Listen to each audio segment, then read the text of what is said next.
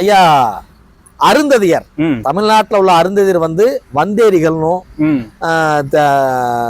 நாயக்கர்கள்லாம் வந்து தெலுங்கர்கள்னு சொல்லி சீமான் வந்து பேசினாரு.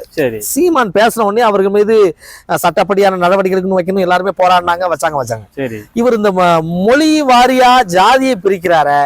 இவர் தமிழினத்துக்காக வேற போராட்டம்னு சொல்றாரு.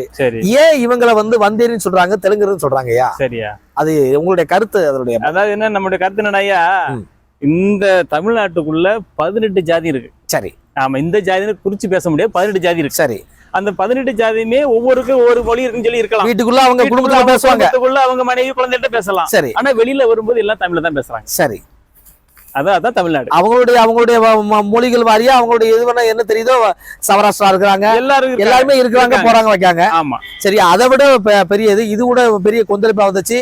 சட்டப்படியான நடவடிக்கை எல்லாம் அவர் மேல எடுக்கும் சொல்லி பெரிய கொந்தளிப்பு